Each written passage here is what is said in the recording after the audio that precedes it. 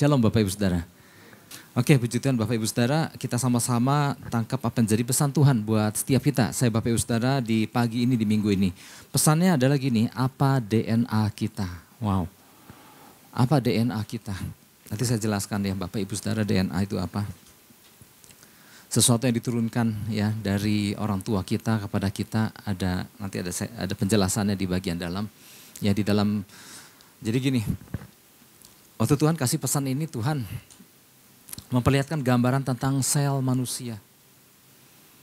Termasuk di dalam sel itu ada DNA-nya, ada kromosom. Ya Bapak Ibu Saudara yang dulu di SMA pernah ikut kelas biologi tentu pernah dengerin namanya kromosom.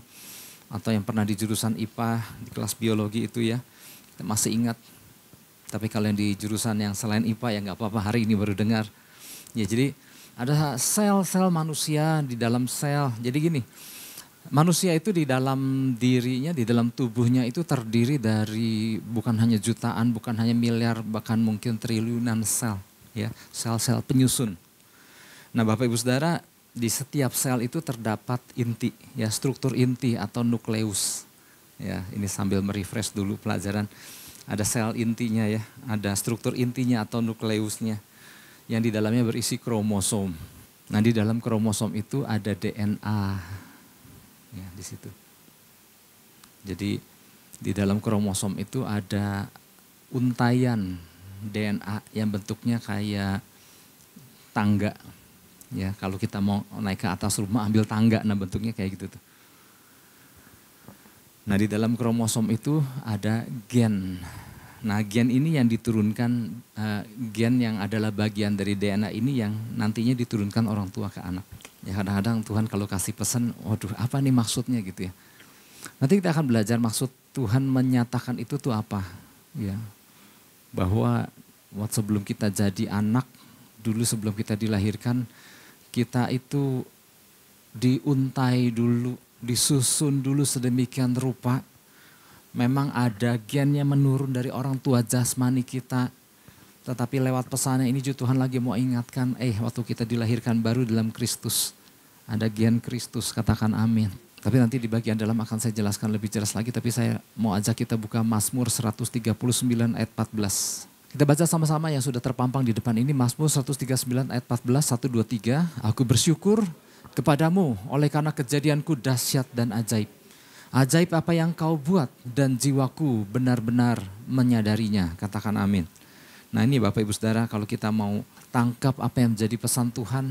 Tuhan lagi ingatkan kita siapa diri kita di hadapan Tuhan. Dengan cara apa kita dijadikan. Begitu dahsyat dan luar biasa.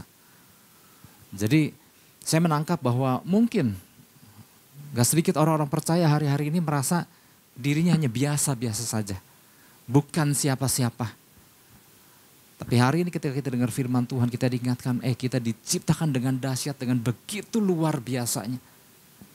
Karena ternyata yang menciptakan itu punya rencana atas ciptaannya itu. Wow, ini luar biasa. Nah setiap kita Bapak Ibu Saudara, sebelum keluar dari rumah, pasti kita akan bercermin terlebih dahulu. Ya, cermin itu adalah benda yang selalu pasti ada di dalam rumah kita. Ya.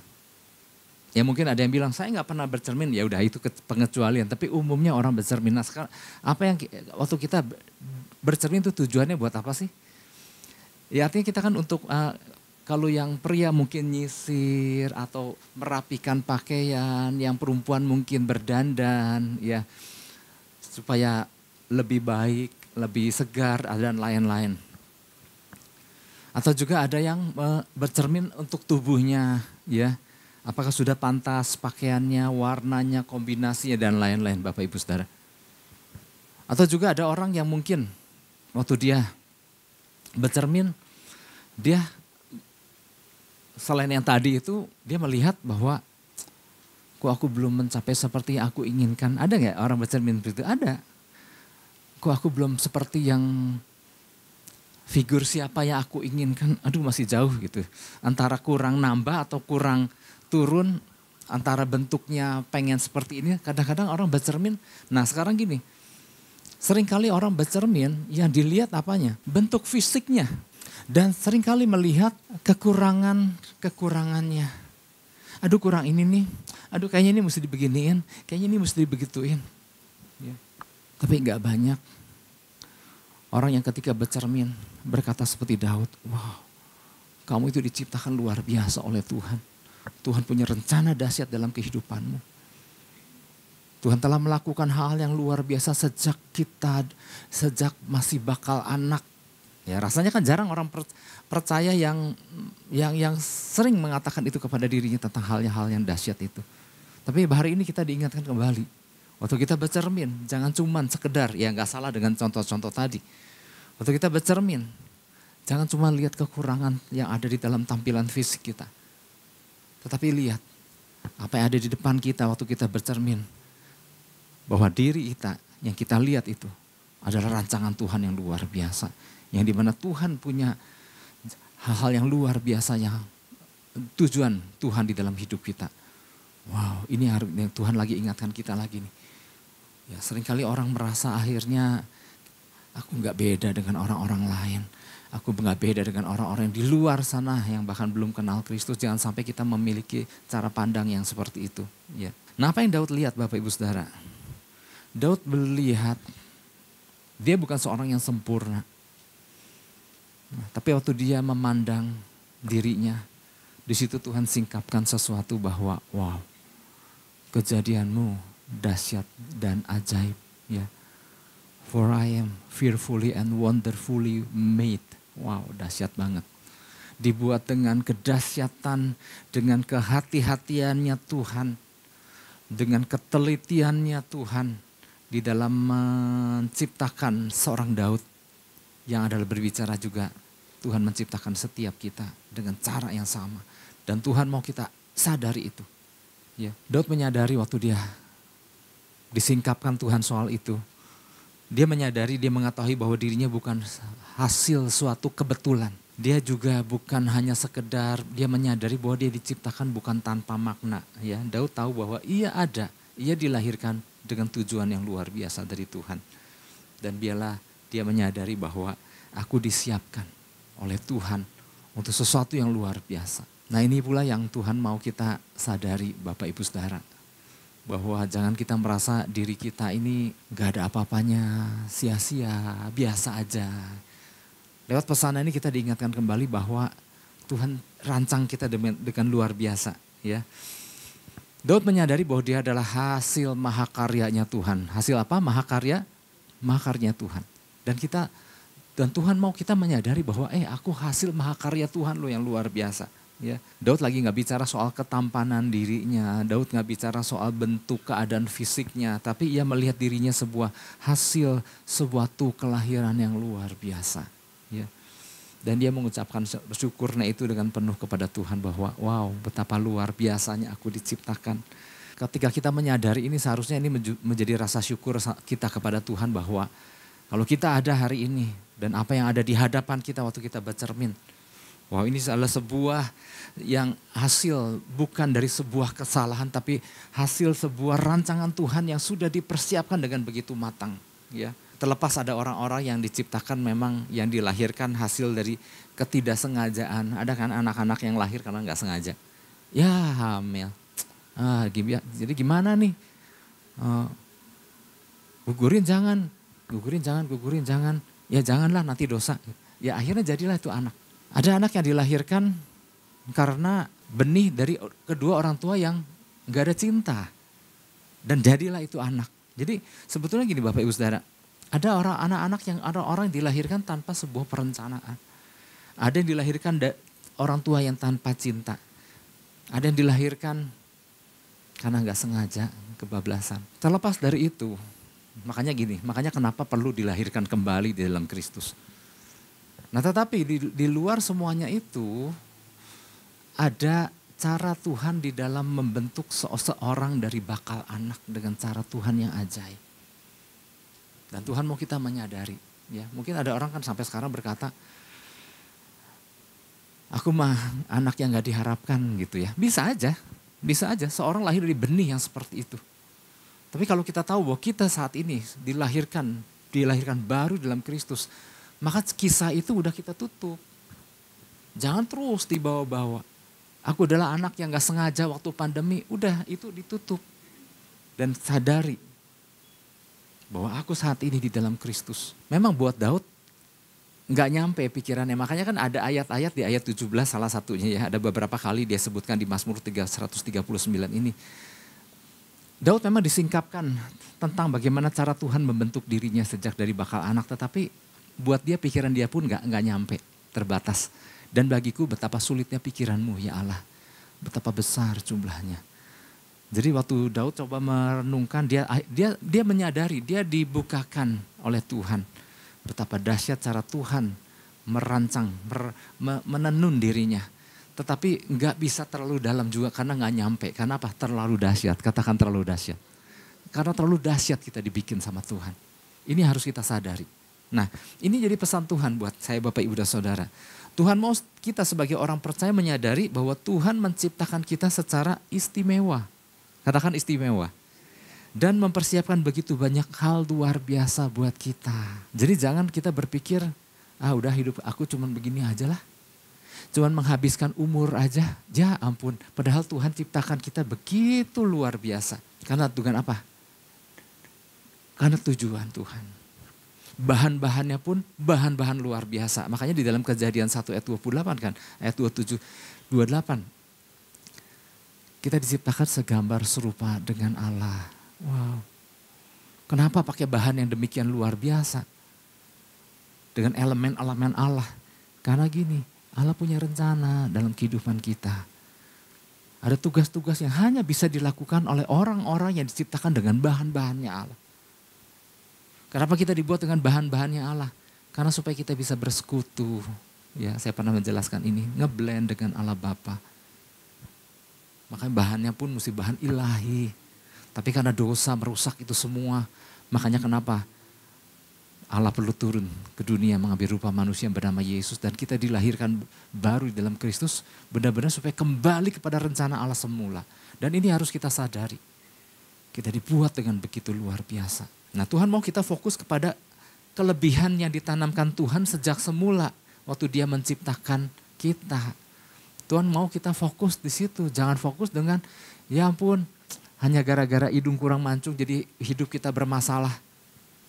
Bukan itu jadi fokus kita. Dan ciri-ciri fisik lain yang ya membuat akhirnya hidup kita minder, gak produktif gara-gara ada beberapa yang kita pikir kita kurang yang orang lain belum tentu pikir seperti itu. Nah, Tuhan mau kita fokus kepada apa kelebihan yang ditanamkan Tuhan sejak semula ketika Dia menciptakan kita. Dan Tuhan mau kita bersyukur karena itu. Ya. Jadi ternyata di dalam diri kita bukan hanya ada DNA orang tua kita, betul kita ada dan bentuknya seperti ini, posturnya seperti ini, tinggi badannya bisa seperti ini, dengan mata yang seperti ini saat ini kita miliki, dengan seluruhnya. Itu adalah kombinasi karena ada DNA yang diturunkan dari orang tua kita.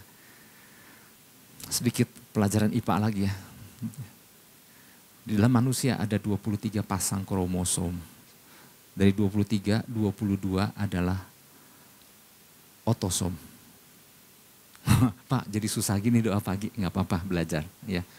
Dari 23 pasang, 22 itu otosom. Artinya otosom itu gen yang membentuk lahiriah kita, fisik kita. Dan ada yang disebut satu pasang gonosom. Kromosom yang membawa gender. Pria atau wanita.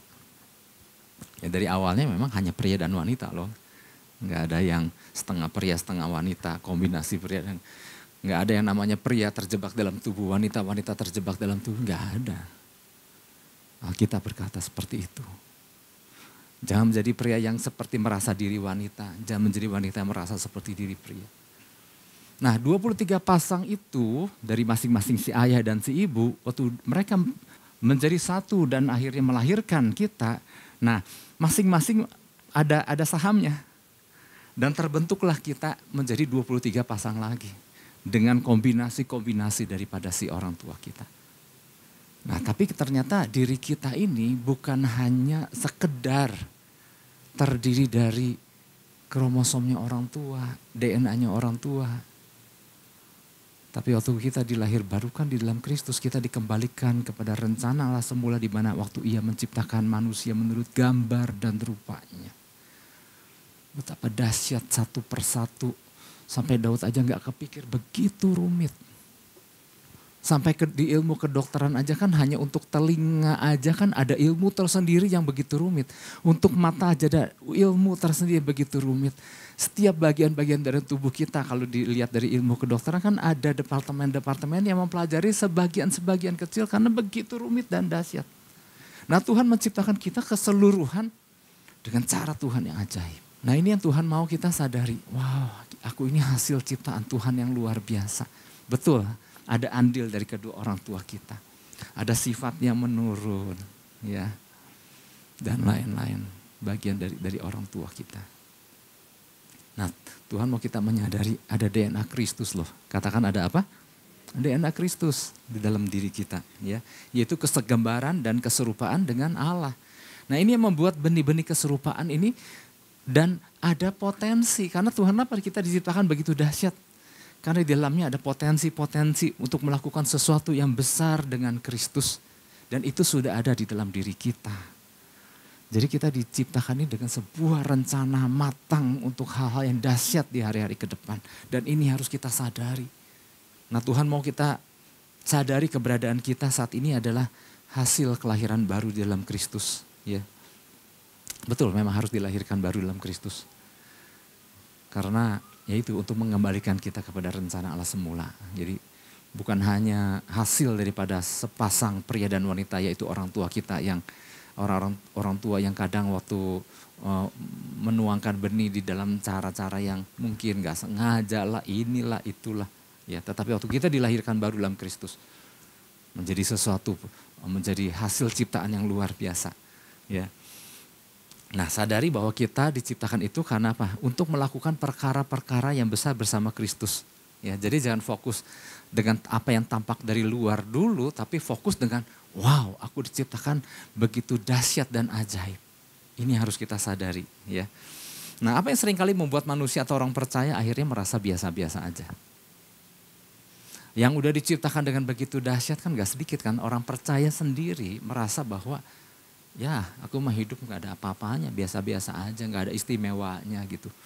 Nah itulah sebabnya mungkin pesan ini deh Tuhan berikan buat saya Bapak Ibu dan Saudara untuk apa? Untuk mengingatkannya kembali bahwa betapa dahsyat Tuhan ciptakan kita. Nah apa yang seringkali membuat manusia atau orang percaya akhirnya menjadi biasa-biasa, minimal ada 3 ya. Tapi bukan ini sih poinnya, tapi saya mau menyampaikan kenapa ada orang merasa biasa-biasa. Yang pertama, karena banyak orang fokus pada kelemahan yang tampak dari luar dibandingkan benih ilahi yang ada di dalam dirinya. Nggak sedikit ya orang lebih fokus pada kelemahan apa yang tampak dari luar dibandingkan benih ilahi yang ada di dalam dirinya. Kita ingat Thomas Alva Edison. Yang kita ingat dari Thomas Alva Edison adalah dia bisa menciptakan lampu pijar. Setelah berulang-ulang percobaan yang begitu banyak, hampir 1000 kali. Akhirnya muncullah lampu pijar yang sangat berguna bagi manusia yang ada di bumi ini. Ternyata hasil ciptaannya itu bukan cuma lampu pijar. Ternyata pada usia 84 tahun dia sudah mematenkan 1093 hasil karya temuannya. Wow dahsyat gak nih orang. Nah ini orang waktu sekolah, ini dikeluarin dari sekolah. Karena gurunya bilang, kamu gak bisa, kamu bodoh. Kamu idiot, kamu gak bisa ikuti pelajaran di sekolah. Ini loh orang yang punya hak paten. 1093 produk hasil karya temuan. Yang satu lampu pijar aja udah dahsyat. Masih ada 1000 lain. Waktu dia dikeluarkan dari sekolah, dia gak merasa dirinya bodoh. Kenapa? Dia punya mama, namanya Nancy Matthews. Yang mengingatkan, mamanya Nancy Matthews adalah seorang guru sekolah juga. Nah, kamu bukan anak bodoh, kamu bukan anak gak mampu, kamu anak Tuhan. Kalau sekolah gak mau didik kamu, mama akan didik kamu. Pada usia 11 tahun, dia udah punya lab di rumahnya. Lab percobaan kimianya yang pertama. Wow, luar biasa ya. Artinya gini, dia gak fokus dengan apa yang tampak dari luar dibandingkan benih ilahi yang ada di dalam dirinya. Mamanya bilang, kamu anak Tuhan. Ada benih ilahi di dalam dirimu nak. Kamu jangan takut, jangan dengerin itu. Ya. Tapi kadang-kadang ada orang fokus, kenapa akhirnya menjadi biasa-biasa aja? Karena fokus dengan apa yang tampak dari luar. Dan yang kedua, fokus kepada apa yang orang katakan tentang dirinya. Yang kedua, lebih mempercayai apa yang orang katakan tentang dirinya dibandingkan dengan apa yang Tuhan katakan tentang dirinya. Mau percaya mana? Percaya orang, percaya Tuhan. Kita pasti akan bicara, percaya Tuhan dong Pak. Tapi nyatanya gak sedikit. Ada orang lebih percaya kata perkataan orang. Dan banyak orang menjadi lemah karena perkataan orang tentang dirinya. Karena orang lebih mempercayai perkataan manusia. Tapi hari ini kita diingatkan. Kalau Tuhan yang bilang, percaya sama Tuhan aja. Ya. Bahkan Nabi Samuel pun sempat terkecohkan. Karena buat pandangan Nabi Samuel, kakak-kakaknya Daud ini, nah ini buat raja itu ini. Sampai dia gak nyangka bahwa, loh anak kecil yang jadi raja. Sampai orang tuanya Daud sendiri, Isai sendiri gak mengajak Daud untuk ikut pertemuan ketika Nabi Samuel datang. Karena gini, dalam pandangan manusia mungkin gak diperhitungkan. Mungkin gak ada apa-apanya. Anak kecil yang gak tahu apa-apa, kamu anak lemah gak tahu apa-apa. Udah ngangon kambing domba aja. Tapi ternyata Daud lebih dengar apa kata Tuhan. Dia dibukakan sama Tuhan betapa dahsyat dan ajaibnya dia diciptakan Tuhan. Betapa fearfully and wonderfully I was made. Dia lebih percaya apa kata Tuhan. Kalau dia melihat, kok aku baru dipanggil sih sama papa? Dia gak kecewa. Dia gak habiskan waktunya dan kecewa dengan seperti itu. Tapi dia lebih, karena apa? Dia lebih mempercayai apa kata Tuhan. Nah oleh sebab itu kita juga diingatkan. Ini loh, ini perkataan Tuhan di sini. Dan di luar perkataan manusia. Mana kita dengar, biasakan diri kita untuk percaya perkataan Tuhan. Firman Tuhan, katakan amin.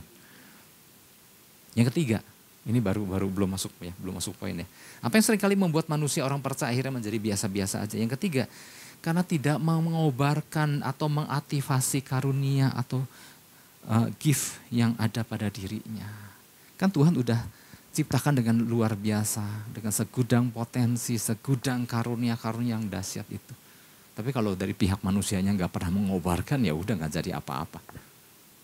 Apabila Timotius gak dibesarkan oleh seorang ibu yang beriman besar atau nenek yang beriman besar atau gak ada Rasul Paulus ayah rohaninya yang mengingatkan siapa dirinya, mungkin dia hanya menjadi seorang anak penakut yang gak pede. Tapi bersyukur dia dibesarkan oleh orang-orang tua yang luar biasa. Sehingga dia menyadari, makanya Rasul Paulus kan pernah tulis kepada Timotius, kobarkan karunia yang ada padamu, yang telah engkau peroleh melalui pertumbuhan tangan dariku.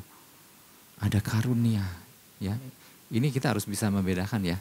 Kalau saya bilang karunia bukan kasih karunia, masih banyak laporan-laporan Komsel yang belum bisa membedakan kasih karunia dengan karunia yang gift. Masih belibet di situ. Ini lagi bicara karunia gift. Kita diciptakan oleh kasih karunia Tuhan, tapi Tuhan memberikan kita gift karunia. Nah, karunia yang Tuhan berikan kepada kita belum sepenuhnya matang. Udah lengkap tapi belum sepenuhnya matang. Belum di unboxing. Ya, kalau kita mungkin beli HP baru, smartphone, si fitur-fitur yang ada di HP-nya ada ikut serta ada di dalam box itu nggak ada, semuanya lengkap di situ. Cuma belum diaktifasi aja. Kalau dipasang baterai, kasih SIM card, maka mulailah bekerja. Ya, perlu diaktifasi. Ya, itu gambarannya ya. Semakin kita mendalami setiap fitur-fiturnya, maka akan semakin luar biasa. Ya. Demikian seperti itulah karunia gift atau gift yang Tuhan berikan sama kita. Perlu diaktifasi.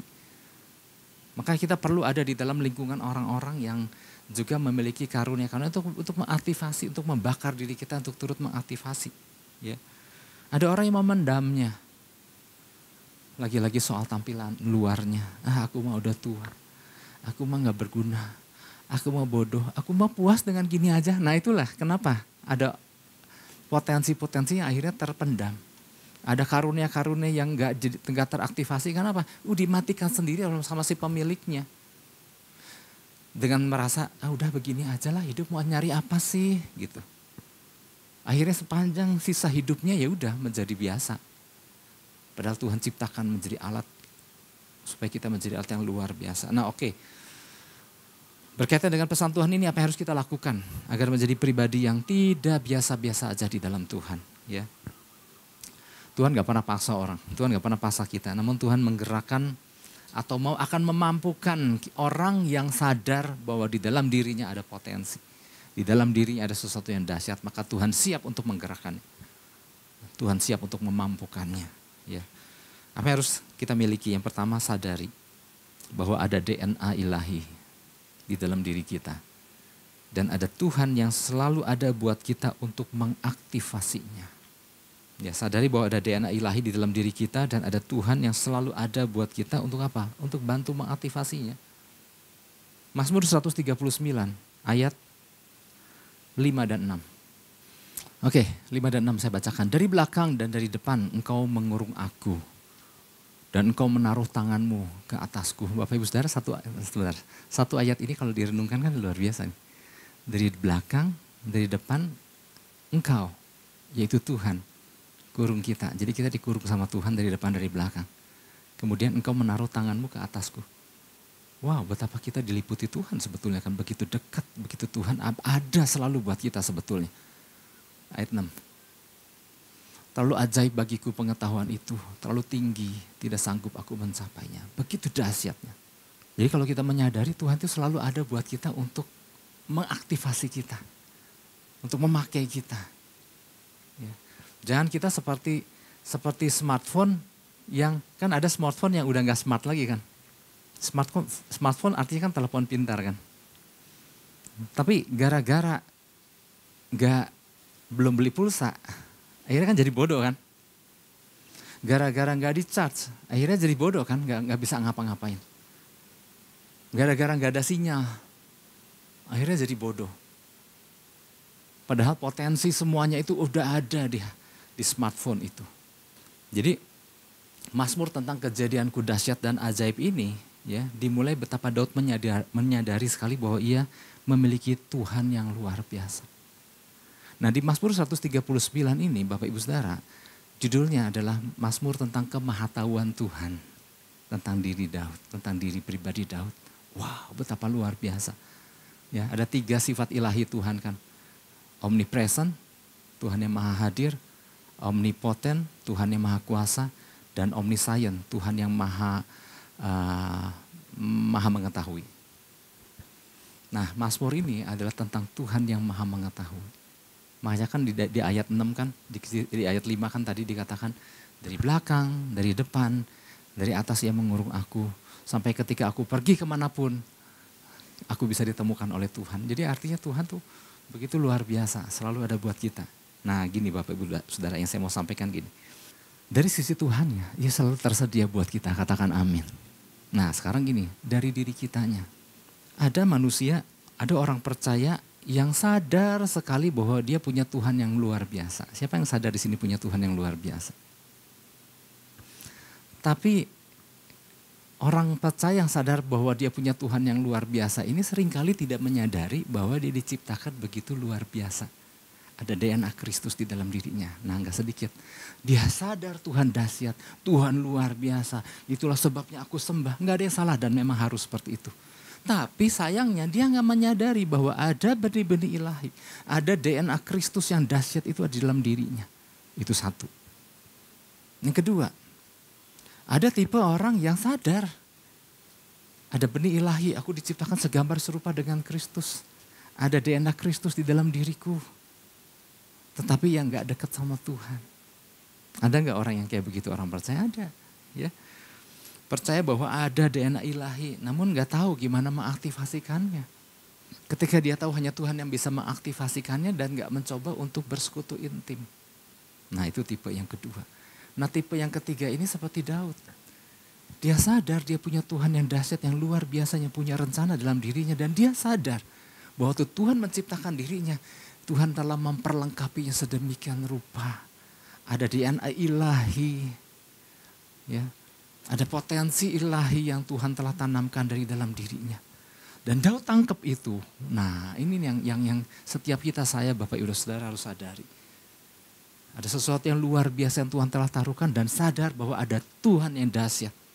yang selalu ada bersama-sama dengan kita, yang siap untuk mengaktifasikan. Itulah sebabnya kan. Makanya kan Daud begitu sadar. Dia nggak sendiri.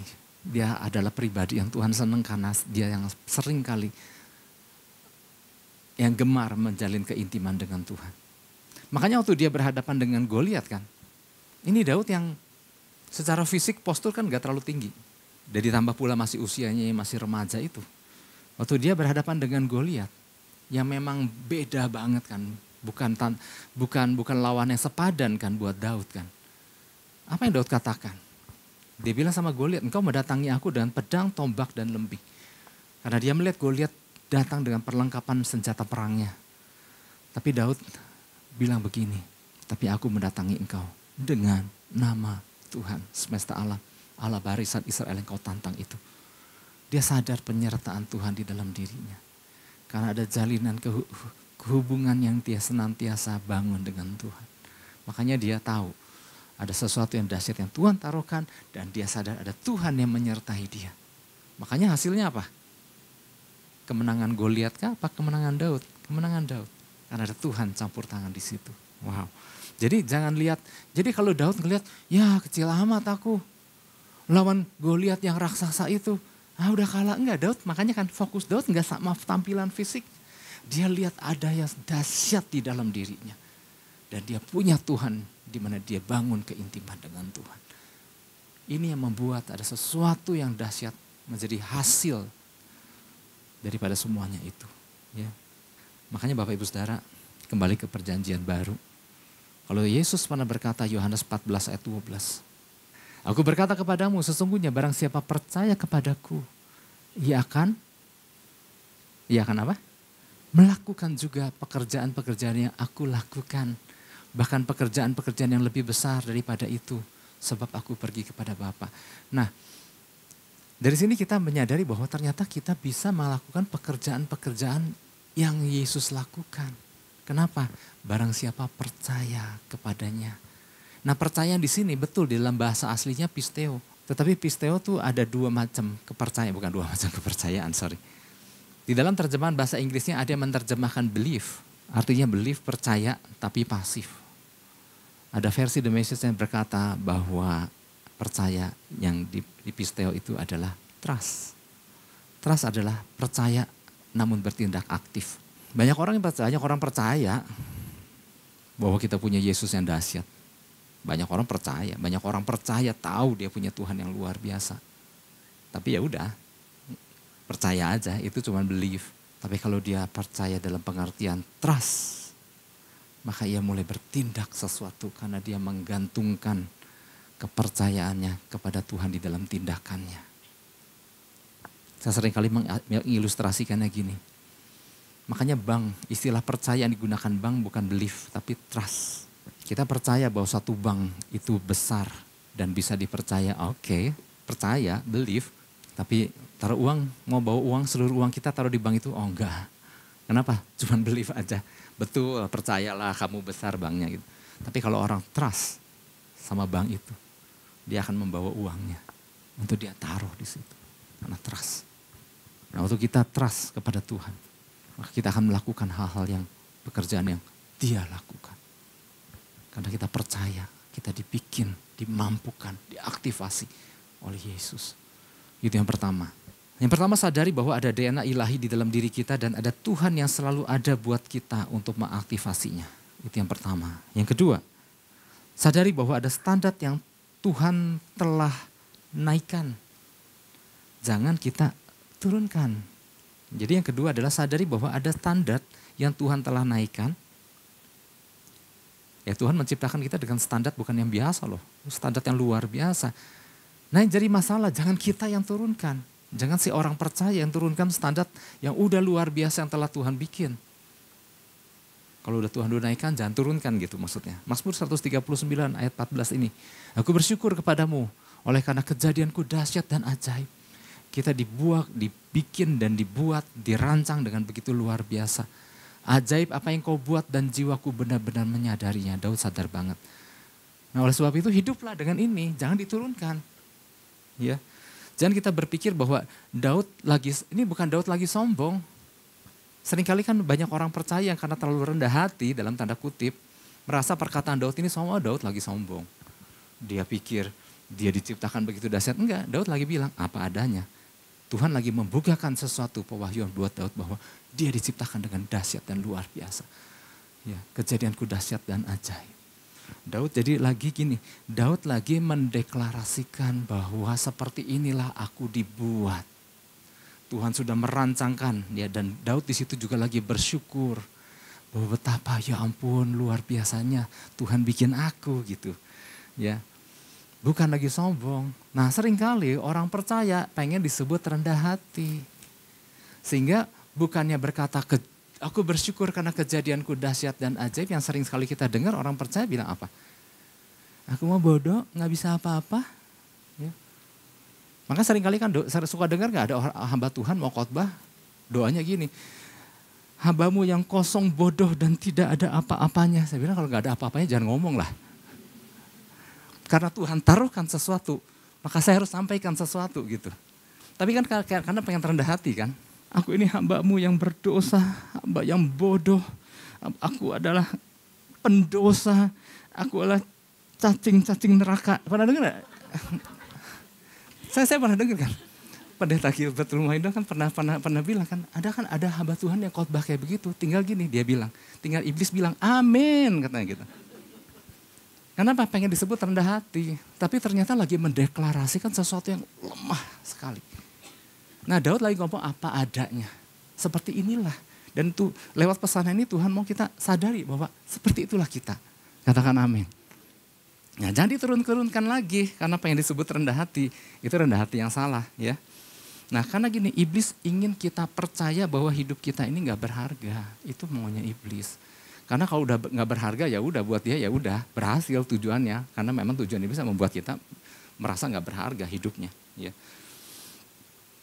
Ingat, berharga atau enggaknya kita bukan apa kata orang. Kita harus sadar bahwa kita berharga. Karena kita apa? Kita begitu bernilai karena apa? Kita tahu kita kepunyaan Tuhan. Katakan amin.